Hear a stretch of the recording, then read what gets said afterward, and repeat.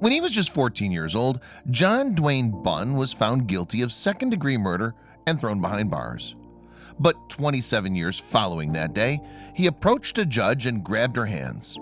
Then, as the people in the courtroom watched, the man began to sob, and it was all for an astonishing reason.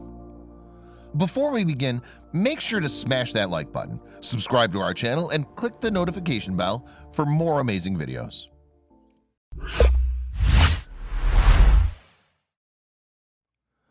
Bunn was brought up by a single mother, and by the sounds of it, his childhood was far from easy.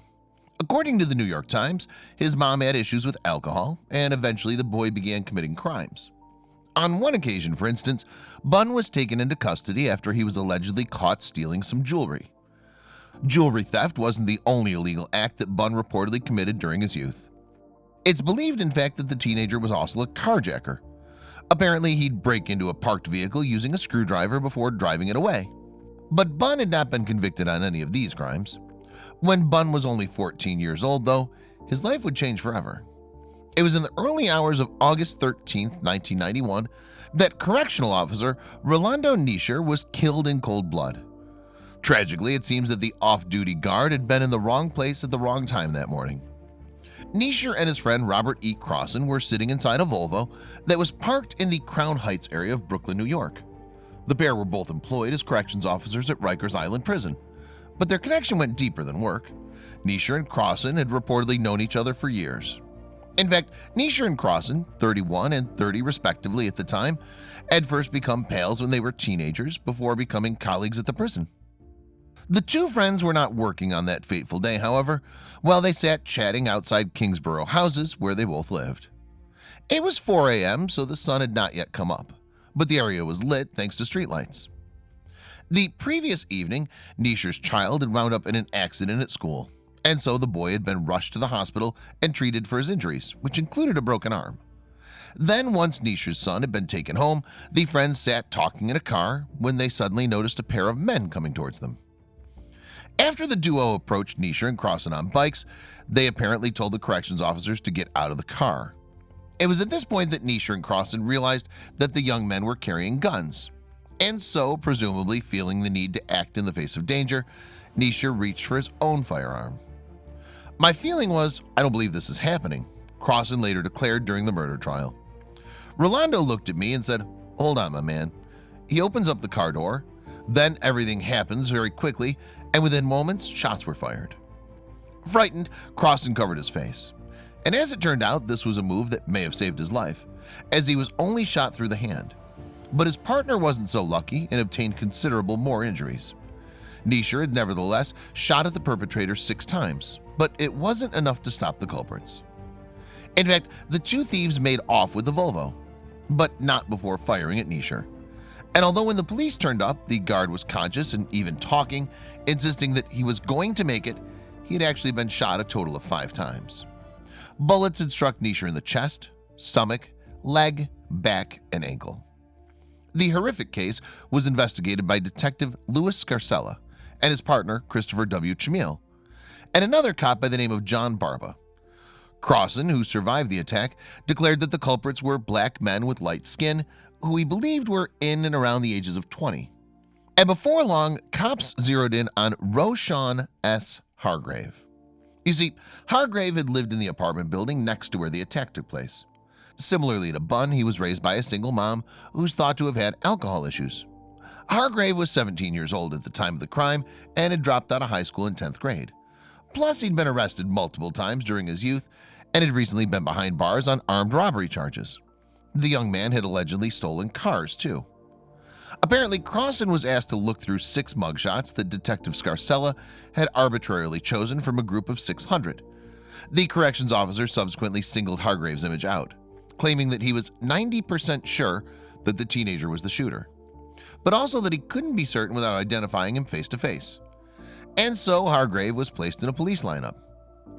At this point, however, Hargrave claims that he was immediately disadvantaged. According to the New York Times, he described the other men in the lineup as a bunch of dudes that looked like they smoked crack. And so it was perhaps a little surprised that Crossan picked out Hargrave with an apparent degree of certainty. Bunn, meanwhile, doesn't know exactly why he soon became a suspect himself, but he believes that his name was mentioned during Hargrave's interrogations. Hargrave must have been like, "I was with Dwayne," Bunn mused, and as a result, he too appeared in a police lineup and was selected by Crossan.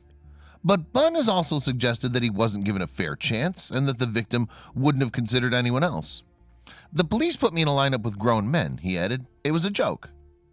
Tragically, Nischer succumbed to his wounds 4 days after the attack. This meant that the case ramped up to a homicide, with Crossan as the only witness. And so, while Hargrave and Bunn had already been arrested and charged with theft and attempted murder, the stakes were elevated to murder following Nischer's death. At this point, then, it seemed as though the slaying had already been solved. However, there were some details about the case that did not appear to add up. For example, Crossan had stated that one of the attackers had been injured in the firefight, and yet no gunshot wounds had been found on either Hargrave's or Bunn's bodies. But this wasn't all. In fact, there were several discrepancies in the investigation according to the New York Times. Although fingerprints were found at the scene of the crime, for instance, they weren't compatible with those of the two suspects. Plus, it's reported that there's no proof that blood evidence in the case was ever tested. And if these facts weren't troubling enough, some mysterious pieces of evidence reportedly went missing. And these mysterious disappearances meant that no appeals would be possible for the two accused men. What's more, the correct lineup pictures never made it into the trial. Apparently, versions from a different case were submitted instead, and inexplicably the error was never revised. The murder took place in November 1992 in Brooklyn. It took just a single day for both the prosecution and the defense to present their sides of the case. Astonishingly, the prosecution's argument was based on one piece of evidence, Crossan's testimony, and he stated that he believed Hargrave and Bunn were responsible for the shooting. The closing arguments were made the following day. Then the jury deliberated and delivered their verdict just after 11 p.m. Hargrave and Bunn were both found guilty of Nischer's murder and were handed sentences of 30 years to life and 20 years to life in prison, respectively.